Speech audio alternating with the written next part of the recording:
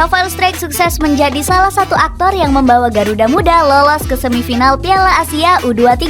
Pemain 21 tahun ini berhasil memborong 2 gol indah kontra Korea Selatan. Performa menawannya ini menjadi pembuktian ketajaman Struyck yang sempat diremehkan. Netizen tanah air sempat menghujat sang pemain karena dianggap gagal menjadi striker tajam. Bahkan, Struyck sempat digelari El Klemar-Klemer karena terlalu lembek di depan gawang lawan. Bagaimanakah perjuangan Rafael Struyck membuktikan ketajamannya untuk Garuda Muda? Sempat dihujat striker Klemar-Klemer. Sejak resmi mendapat paspor Indonesia, Rafael Struyck belum menunjukkan performa gemilangnya. Dirinya kerap dihujat karena belum menorehkan satupun gol untuk timnas senior. Performa buruk Struyck ikut memancing hujatan sinis dari netizen tanah air. Sang striker akhirnya dijuluki El Klemar-Klemer akibat kurang tajam sebagai ujung tombak skuad Garuda. Padahal, Struyck sudah membuka keran golnya bersama timnas Indonesia U23 saat melawan Taiwan. Dirinya mencetak 1 gol untuk kemenangan telak 9-0 atas negara tetangga Tiongkok ini.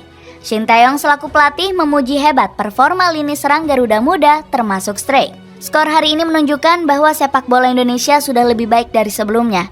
Saya meminta para pemain untuk tetap fokus dan kita yakin bisa menang, kata Shin Tae-yong. Berkat kemenangan ini, Indonesia berhasil memuncaki klasemen mengungguli Turkmenistan. Skuad Garuda Muda dipastikan lolos Piala Asia U23 dan tergabung di grup A. Banyak pihak memprediksi timnas Indonesia U23 bakal menjadi bulan-bulanan tim kuat seperti Qatar, Australia, dan Yordania. Performa inkonsisten Rafael Struyck bersama skuad Garuda karena dimainkan di posisi anyar.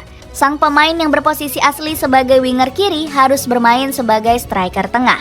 Keputusan Shin Tae-yong memindah posisi Struyck ini belum berdampak positif. Struyck belum melesakkan satupun gol untuk timnas senior sampai bulan April. Pemain keturunan Belanda ini menyebut sulit mencetak gol karena masih terus beradaptasi dengan komposisi tim. Saya tahu ini sulit. Kami merupakan tim muda dan sangat baru terbatas daripada terus memaksa Struyck. Keputusan Coach Shin ini langsung disindir tajam oleh Tommy Welly selaku pundit lokal. Bung Towel merasa Shin Tae-yong pilih kasih, lebih mengutamakan Struyck dibanding striker lokal lainnya. Rafael Struyck nggak kelihatan seperti Robert Lewandowski yang mainnya sangat jomplang. Ramadan Sananta nggak jauh beda kualitasnya dengan Struyck, ujar Bung Towel.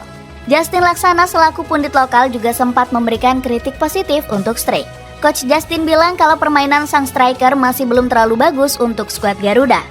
Struyck bagi saya tidak jelek, bermain bekerja keras, tapi bagus juga enggak. Dia sekali dapat bola muternya kelamaan, ucap Coach Justin. Coach Shin sempat mencoba striker lain seperti Hoki Caraka untuk menggantikan Struyck. Namun, striker muda milik PSS Sleman ini juga belum memuaskan skill hebat lain, seperti daya juang tinggi di atas lapangan. Pemain kelahiran 2001 ini diandalkan Shin Tae-yong untuk mengganggu permainan lawan. Struyck diberi tugas oleh Coach Shin untuk menjadi mesin pressing skuad Garuda. Peran ini bisa dijalankan dengan baik dipilih oleh Shin Tae-yong dibanding Ramadan Sananta. Pasalnya, striker Persis Solo ini dianggap belum punya stamina baja. Selain faktor stamina, Struyck juga lebih sering jadi andalan karena cerdas mencari ruang. Pergerakan sang pemain diandalkan Coach Shin untuk mengecoh pertahanan lawan. Tusukan Struyck juga memberikan skuad Garuda hadiah penalti. Di Piala Asia 2023, pergerakan cerdas sang pemain harus dilanggar keras oleh pemain Vietnam di kotak penalti.